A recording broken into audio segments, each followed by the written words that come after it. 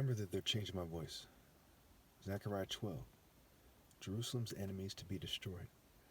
A prophecy, the word of the Lord concerning Israel, the Lord who stretches out the heavens, who lays the foundations of the earth, and who forms the human spirit within a person. Okay, so he forms the spirit. So just like the sun has a purpose, right? We see a lot of propaganda. Again, when you're in America, it's crystal clear that Western propaganda, it's like all nations propaganda, but Western propaganda specifically is the number one propaganda ruining the world because of the influence it wields, right? By itself, without wielding more influence, it's not necessarily better or worse than, North Korean propaganda or Chinese or whatever, okay? But it wields more influence over the world. And we must therefore caution people about falling into the trap of Western propaganda, psychology, theater arts, fantasy living, what have you. So God formed my spirit, and they seek to cover it up in a very satanic way, which is the only way to cover it up, right, is satanic. You don't light a lamp and put it under a bowl. Okay, so they're trying to put Babylon, the bowl of Babylon, the bowl of, sprinkling water on the altars of satanic altars. They're trying to put me beneath that. It symbolizes, their religious processes, their social order, okay? They're trying to put me under that bowl, so to speak. If you have any questions, put in the comments. A lot of these ideas are pretty complex in terms of,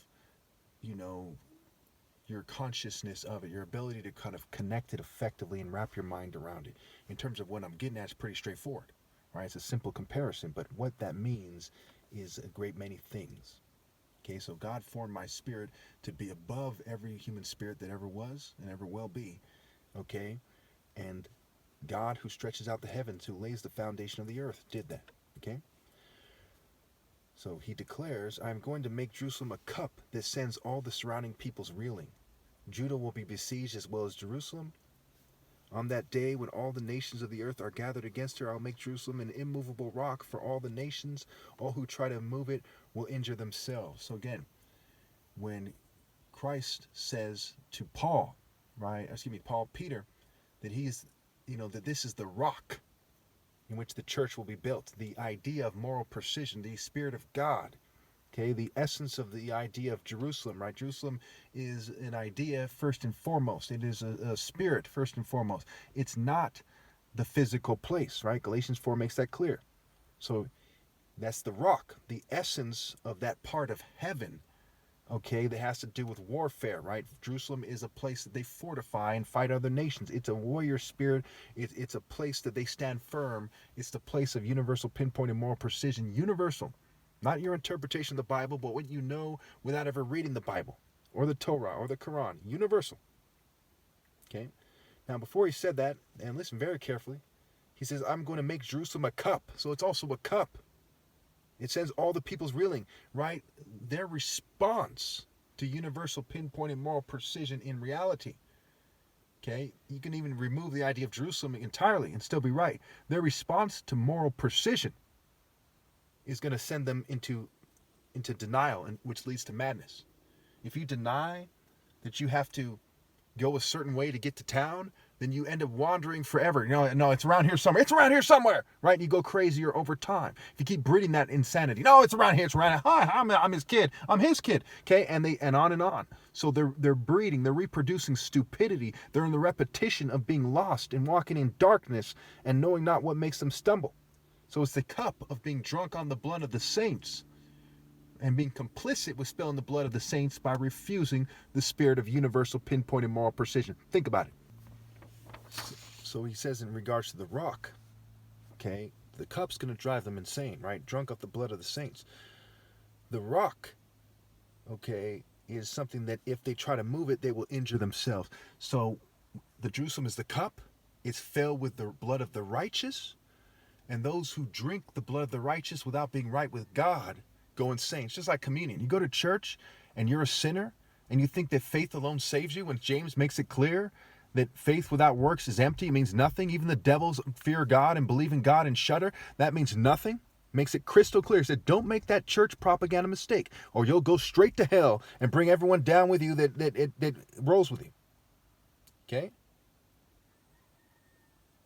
The blood of the righteous that died for Christ in the spiritual realm are filled into that cup.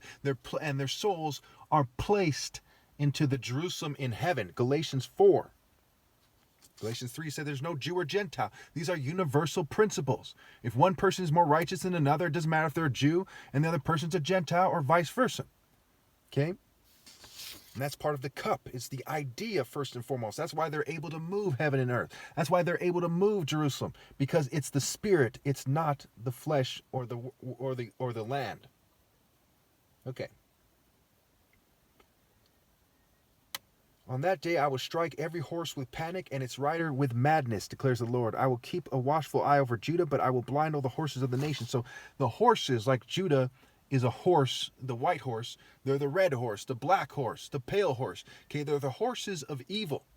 The other horses, their movement, the spirit, the horse rushing into battle in a war spirit, a horseman, a cavalry, an archer on a horse, what have you, right? It's the spirit. It's the war spirit of these people. It's the spirit in general.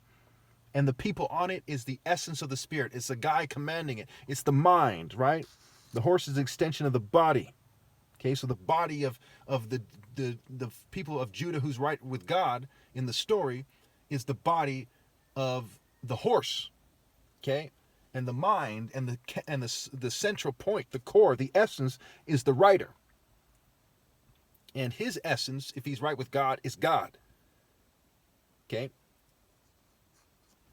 So I will strike every horse with panic and its riders with madness, declares the Lord. I will keep a watchful eye over Judah, but I will blind all the horses of the nations. Then the clans of Judah will say in their hearts, the people of Jerusalem are strong because the Lord Almighty is their God. Why did they say that they're strong? I'll read it again. The people of Jerusalem are strong because the Lord Almighty is their God. Now, where do they say it? They say it with their mouths, or they say it with their hearts? Okay, again, I used to bring this up all the time. They're responding to the Royal African Falcon martial art order. Their actions, their hearts, when they choose to go after evil, they're saying that they prefer evil. And they're saying they're not going to choose good because they're a petty person who prefers evil.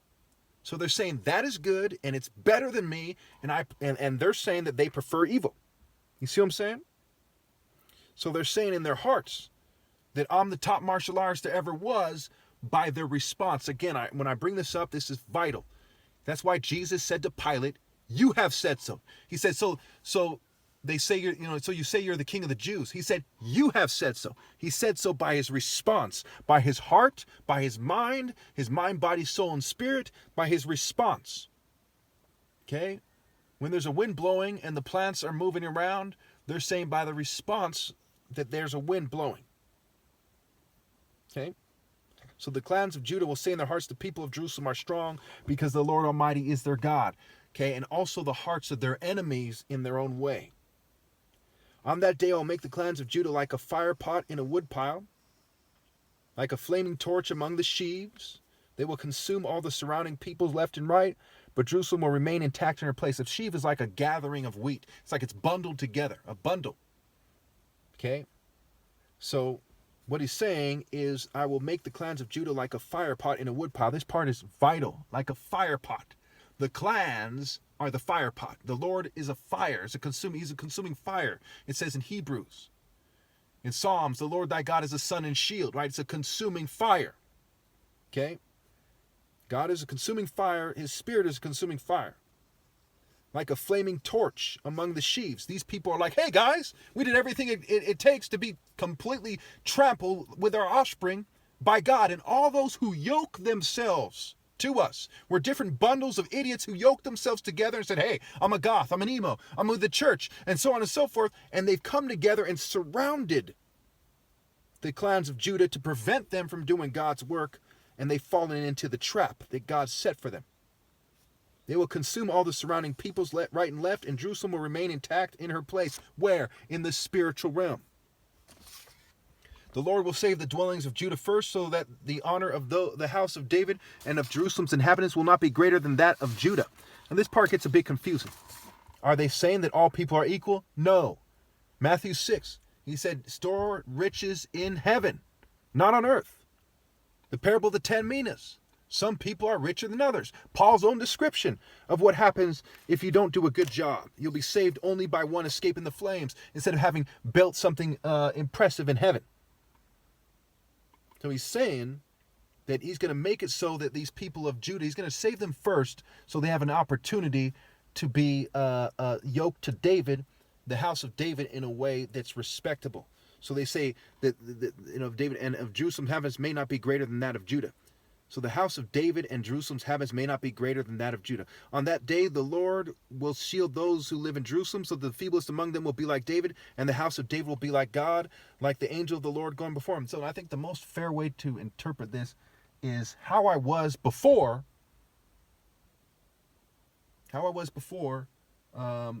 the end comes. Okay?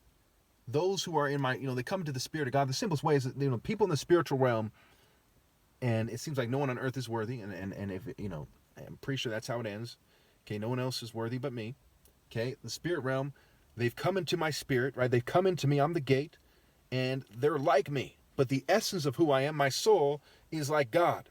Okay, so again, it says, on that day, the Lord will shield those who live in Jerusalem, so that the feeblest among them will be like David, and the house of David will be like God, like the angel of the Lord going before them. Now, it says that, remember, Jerusalem is in the spiritual realm. So where are these Judah and Jerusalem in the spiritual realm? On that day, I will set out to destroy all the nations that attack Jerusalem, mourning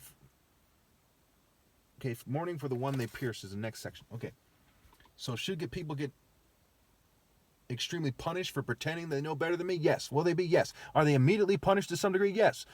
You're all the people on duty right now are fuming me so you can pretend you know better, trying to put words in my mouth. No, that conscious is the first sign. It's like you're putting your hand in a fire and it says, "Ow, it's hot." Then you look around and you see it's burning. Right? It's a sign that you're in deep trouble. Very foolish to pretend that you know better. Very foolish to try to put yourselves above me. Shame on you. Shame on your families. Shame on the mother that gave you birth. Shame on the father that's supposed to be the head of your household. Shame on you. Mourning for the one they pierced. And I will pour out on the house of David and on the inhabitants of Jerusalem a spirit of grace and supplication. They will look on me, the one they have pierced, and they will mourn for him as one mourns for an only child, and grieve bitterly for him as one grieves for a firstborn son. On that day the weeping in Jerusalem will be great as the weeping in Hadad Rimmon in the plain of Megiddo. The land will mourn, each clan by itself, and with their wives by themselves. The clan of the house of David and their wives, the clan of the house of Nathan and their wives, the clan of the house of Levi and their wives, the clan of Shimei and their wives, and all the rest of the clans and their wives.